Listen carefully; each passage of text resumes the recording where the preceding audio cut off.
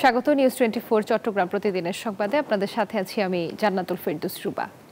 বাংলাদেশে আওয়ামী লীগের রাজনৈতিক মৃত্যু হয়েছে আর দাফন হয়েছে দিল্লিতে গিয়ে। শেখ হাসিনা এখন কাফন পরে কথা বলছেন বলে মন্তব্য করেছেন বিএনপির জাতীয় স্থায়ী কমিটির সদস্য সালাউদ্দিন আহমেদ। দ্রুত নির্বাচনের রোডম্যাপ ঘোষণা, দ্রব্যমূল্য সহনীয় রাখা সহ নানা দাবিতে সারা দেশের বিভিন্ন জেলায় সমাবেশ করছে বিএনপি। তারই অংশ হিসেবে আজ বিকেলে কক্সবাজার জেলা বিএনপি আয়োজিত সমাবেশ। প্রধান অতিথির বক্তব্যে তিনি এসব কথা বলেন। তিনি অন্তর্বর্তীকালীন সরকারের প্রধান উপদেষ্টাকে উদ্দেশ্য করে বলেন, অন্তর্বর্তীকালীন সরকারের অনেক উপদেষ্টা জনগণের পালস বুঝে না। এদিকে দীর্ঘদিন পর বিশাল সমাবেশে অংশগ্রহণ করার সুযোগ পেয়ে দারুণ উচ্ছ্বসিত বিএনপির নেতাকর্মীরা। সমাবেশ ঘিরে রঙিন ব্যানার, ফেস্টুন, তরুণে সেজে ওঠে পুরো কক্সবাজার শহর। আওয়ামী লীগের রাজনৈতিক মৃত্যু হয়েছে, দাফন হয়েছে দিল্লিতে। যে এই সংবাদ গণমাধ্যমের বন্ধুরা আপনারা প্রচার করবেন। মুর্দা ফ্যাসিস্ট হাসিনা এখন কাফন পরে কথা বলছে দিল্লি থেকে। বাংলাদেশের জুলাই আন্দোলনরত প্রামাণ্য চিত্রগুলো ভারতীয় মিডিয়ার জন্য একটি চাপেটাঘাত বলে মন্তব্য করেছেন প্রধান উপদেষ্টার প্রেস সচিব শফিকুল আলম। দুপুরে কুমিল্লা বিশ্ববিদ্যালয়ের সাংবাদিক সমিতির 11তম প্রতিষ্ঠা বার্ষিকী ও দায়িত্ব হস্তান্তর অনুষ্ঠানে জুলাই আন্দোলনের প্রামাণ্য চিত্র দেখার পর প্রধান আলোচকের বক্তব্যে এ মন্তব্য করেন তিনি। বিশ্ববিদ্যালয়ের ভার্চুয়াল কনফারেন্স রুমে আয়োজিত অনুষ্ঠানে প্রধান অতিথি ছিলেন কুমিল্লা বিশ্ববিদ্যালয়ের উপাচার্য অধ্যাপক ডক্টর মোহাম্মদ হায়দার আলী। বিশেষ অতিথি ছিলেন উপ উপাচার্য অধ্যাপক ডক্টর মাসুদা কামাল ও কোষাধ্যক্ষ অধ্যাপক ডক্টর মোহাম্মদ সুলাইমান।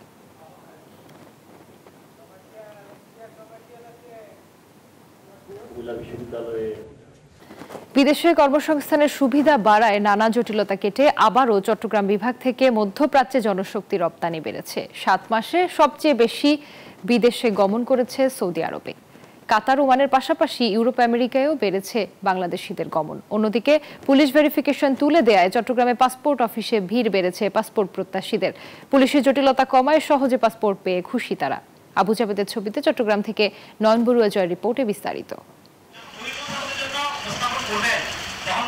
জীবিকা তাগিদ কিংবা পরিবারের মুখে হাসি ফোটাতেই প্রতিদিনই বিদেশ পাড়ি জমাচ্ছেন মানুষ। এই ক্ষেত্রে চট্টগ্রামের তরুণ যুবকদের পছন্দের শীর্ষে সৌদি আরব। আত্মীয় পরিচিত জন এমনকি সরকারিভাবেও বিভিন্ন দেশে যেতে চট্টগ্রাম জনশক্তি রপ্তানি অফিসে ভিড় করছেন বিদেশ গমন ইচ্ছুকরা। যা হয় এখানে হয় আর কি, এখানে তো কোনো জটিলতা নেই। এতদিন সুযোগ পাই নাই যাওয়ার জন্য, ভিসা পাই নাই, সেজন্য যায় না। এখন ভাই আছে, ভিসা দিছে না, কোনো হয়রানির শিকার হয় নাই। সৌদি আরব যাইতেছি, ফ্রি ভিসা যাইতেছি। চলতি বছরের জানুয়ারি থেকে 16 ফেব্রুয়ারি পর্যন্ত সারা দেশ থেকে মধ্যপ্রাচ্যে গমন করেছে 1,63,599 জন। এর মধ্যে চট্টগ্রাম থেকে গেছে 5,285 জন। একইভাবে 2024 সালের জুলাই থেকে ডিসেম্বর পর্যন্ত সারা দেশ থেকে মধ্যপ্রাচ্যে গমন করেছে 6,10,156 জন।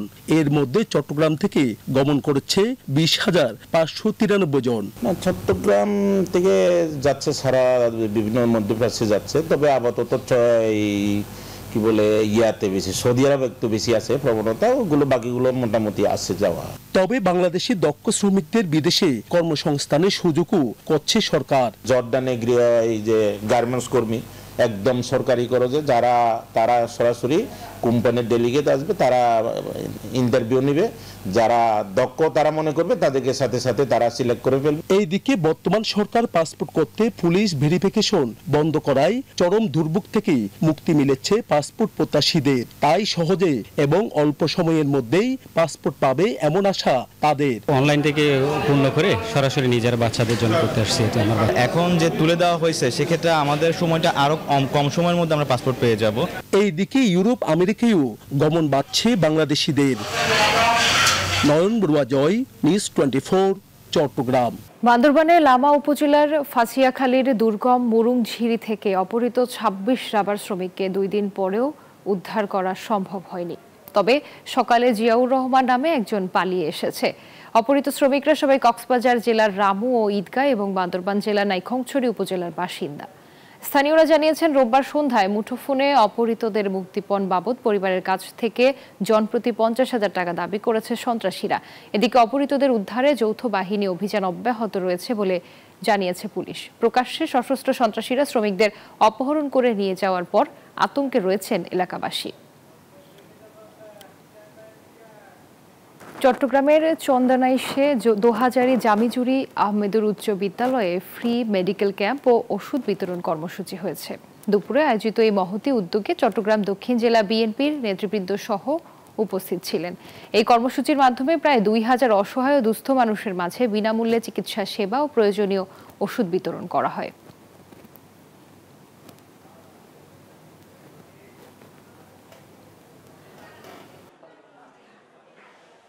চট্টগ্রামের সূর্যমুখী আবাদে নতুন স্বপ্ন দেখছে কৃষক। চট্টগ্রাম জেলায় চলতি রবি মৌসুমে 85 হেক্টর জমিতে আবাদ করা হয়েছে সূর্যমুখী। এবার যা উৎপাদন হয়েছে তা গত বছরের তুলনায় বেশি। কৃষি বিভাগ বলছে আগামী মৌসুমে চট্টগ্রাম জেলায় সরিষা আবাদের পাশাপাশি সূর্যমুখী চাষের আবাদ বাড়বে, যার মাধ্যমে দেশে ভোজ্য তেলের আমদানি কমিয়ে আনার পরিকল্পনাও করছে সরকার।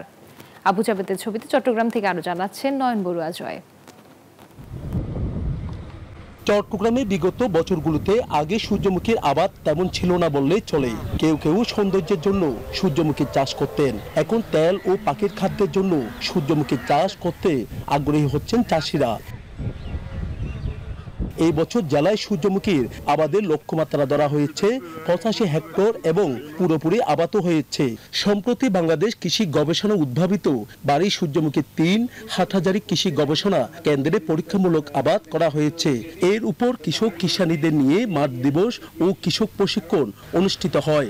এই অঞ্চলে সূর্যমুখী করার উপযুক্ততা আছে, জমি আছে, কিন্তু আসলে আপনারা জানেন না এটা থেকে সূর্যমুখীর যে বীজ হয়, এখান থেকে যে তেল হয়, এই তেলটা আমাদের স্বাস্থ্যসম্মত। এতে বলা হয় যে কোলেস্টেরলের পরিমাণ খুব কম থাকে। কৃষি সম্প্রসারণ অধিদপ্তর চট্টগ্রামের কর্মকর্তারা জানান, সূর্যমুখী বাগান পরিদর্শনের জন্য সাধারণ মানুষের আগ্রহ বাড়ছে দিন দিন। তেল উৎপাদন ছাড়াও বাগান পরিদর্শনের সুযোগ দিয়েও ইনকাম করা যায়। এটা যদি স্ল্যাব নেয় 10 টাকা 15 টাকা, এটা চাওয়া লাগে না, তারা খুশি হয়ে যাবে। তো এটা আমার মনে হয় এই যে কৃষি যে একটা বাণিজ্যিক কৃষি, এটা প্রমাণ পাওয়া যাচ্ছে। তো কোয়ালিটির দিক দিয়ে এই বাজারে আমরা দেখি সূর্যমুখী তেলের কিন্তু দাম বেশি। সূর্যমুখী আবাদে কৃষকের উৎপাদন, কলাকৌশল ও যাবতীয় সহযোগিতা করছে কৃষি গবেষণা কেন্দ্র ও কৃষি সম্প্রসারণ বিভাগ। আগামী বছর থেকে আরো ব্যাপকভাবে সূর্যমুখী চাষ হবে বলে জানান কৃষি গবেষণা কেন্দ্রের কর্মকর্তারা।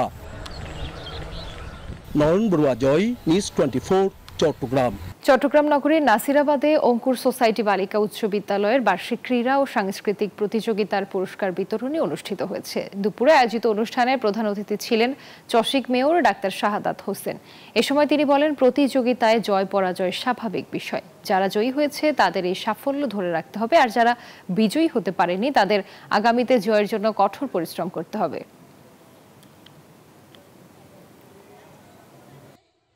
লক্ষ্মীপুরে ছাত্র অধিকার পরিষদের 7ম প্রতিষ্ঠা বার্ষিকী পালিত হয়েছে। বেলা 11:30টার দিকে দক্ষিণ তেমুহনী থেকে একটি বর্ণাঢ্য র্যালি বের করে নেতাকর্মীরা। র্যালি শেষে সংক্ষিপ্ত সমাবেশে শেষ হয়।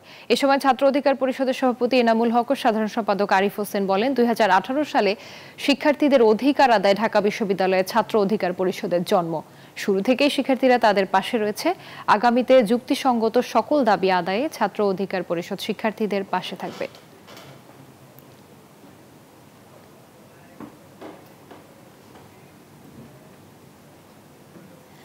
দর্শক, চট্টগ্রামে জমে উঠেছে অমর একুশে বইমেলা। সেখানে আছেন আমাদের সহকর্মী নয়ন বড়ুয়া জয়। সরাসরি যুক্ত হচ্ছি তার সাথে।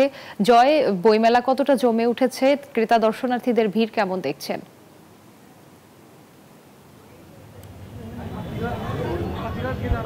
ধন্যবাদ রুবা আপনাকে। আপনি দেখতে পাচ্ছেন সন্ধ্যা হয়েছে, সন্ধ্যায়ও কিন্তু দর্শনার্থীদের ভিড় কিন্তু অনেক বেশি। আমরা দেখছি বইমেলায় এবার আকর্ষণ বেড়েছে, যেহেতু স্বনামধন্য যে লেখকগুলো আছে তাদের বই কিন্তু এবার স্টলগুলোতে দেখা যাচ্ছে। তো এই কারণে ঢাকার পর কিন্তু বড়সড় করে এবার সিটি কর্পোরেশন নতুন করে এই বইমেলার আয়োজন করেছে। জিমনেশিয়াম মাঠে আয়োজন করার কারণে দর্শনার্থীরা এখানে খোলামেলাভাবে কিন্তু তারা ঘুরতে পারছে। আবার বই যে স্টলগুলো আছে 140টির মতো স্টল রয়েছে, তো সব স্টল তারা ঘুরে কিন্তু তাদের পছন্দের লেখকের বইগুলো তারা দেখতে পাচ্ছেন। আমরা দেখছি বিভিন্ন লেখকের বই কিন্তু এখানে আছে, তার কারণে বিভিন্ন জায়গা থেকে তারা যারা ছুটে এসেছেন বই নিতে এসেছেন, বই প্রেমী যারা আছে তাদের কিন্তু অনেকটা আকর্ষণ বেড়েছে। ছোট বাচ্চাদের বই যেমনটা আছে, বর্ণমালাও কিন্তু আমরা দেখছি, একই সাথে এখানে গল্পের বই আছে, তো বিভিন্ন রকমের বই কিন্তু আছে। এখানে যারা দর্শনার্থী আছে তারা বলছেন যে বইমেলা যে এবার অল্প দিনের জন্য করা হয়েছে, তো আগামীতে যদি বইমেলা বছরে আরেকবার যদি হয় তাহলে কিন্তু তাদের জন্য সহজ হয়। এখন বছরে একবার কিন্তু বইমেলার আয়োজন করা হয়েছে, তবে এবার 26 দিনের জন্য বইমেলার আয়োজন করা হয়েছে। সিটি কর্পোরেশনের যারা দায়িত্বে আছে তাদেরও আছে, একই সাথে আইনশৃঙ্খলা বাহিনী যারা আছে তাদের সাথেও কিন্তু আমরা কথা বলার চেষ্টা করেছি একটু আগে। তারা বলছেন যে তাদের যে নিরাপত্তা, সেই নিরাপত্তাটা কিন্তু অনেক বেশি বলে তারা আমাদেরকে জানিয়েছেন। যারা বই নিতে এসেছেন আমরা একটু কথা বলার চেষ্টা করছি, এখানে যারা এসেছেন তাদের সাথে একটু কথা বলার চেষ্টা করছি।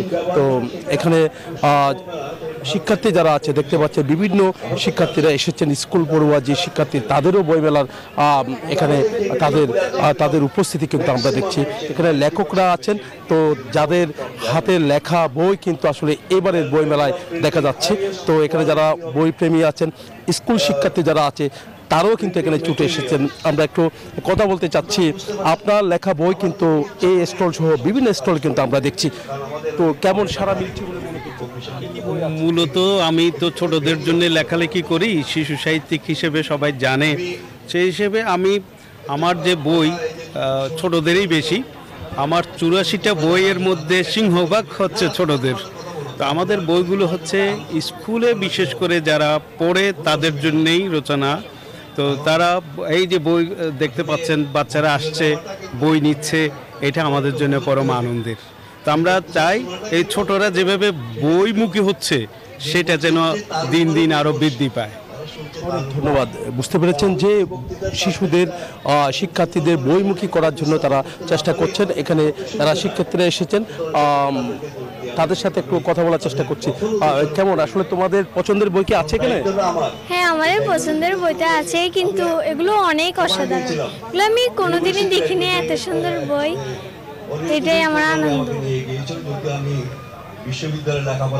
আরো কয়েকজনের সাথে একটু কথা বলার চেষ্টা করবো যারা বই নিতে এসেছেন, বই পড়ছেন বই মেলা এসে। আপনার সাথে একটু কথা বলতে চাচ্ছি, বই পড়ছেন, পছন্দের বই কি আছে? দেখছি, খুঁজতেছি, এখানে তো বই কম, স্টল কম, তো দেখছি আর কি ঘুরে ঘুরে। এই ছিল আমার এখানকার সর্বশেষ। ফিরে যাচ্ছি স্টুডিওতে রুবার কাছে। জয়, আপনাকে ধন্যবাদ। মাদকমুক্ত তারুণ্য চাই, এই স্লোগানে কুমিল্লায় মাদক বিরোধী বিতর্ক প্রতিযোগিতা ও সেমিনার অনুষ্ঠিত হয়েছে। দুপুরে নগরীর কুমিল্লা রেসিডেন্সিয়াল কলেজ মিলনায়তনে ধ্বনি আবৃত্তি স্কুল ও কুমিল্লা রেসিডেন্সিয়াল কলেজ বিতর্ক অনুষ্ঠানে অংশগ্রহণ করেন। এতে মাদক নিয়ন্ত্রণে আইনের যথাযথ প্রয়োগই মুখ্য, এই বিষয়ের উপর পক্ষে বিপক্ষে বিতর্ক হয়। এ সময় উপস্থিত অতিথিরা তাদের বক্তব্যে সমাজে মাদকের ক্ষতিকর প্রভাব ও এর থেকে উত্তরণের বিষয়ে আলোচনা করেন।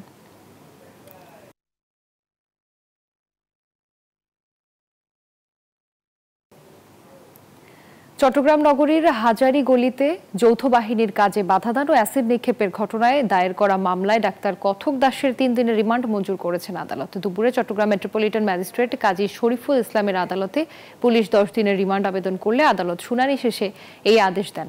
গত 5 নভেম্বর ইসকন নিয়ে ফেসবুকে পোস্টকে কেন্দ্র করে সংঘর্ষের সময় যৌথ বাহিনীর উপর হামলা হয়। এই ঘটনায় 49 জনের নাম উল্লেখ করে অজ্ঞাত 500 থেকে 600 জনকে আসামি করে পুলিশ বাদী হয়ে কোতোয়ালি থানায় মামলা করে।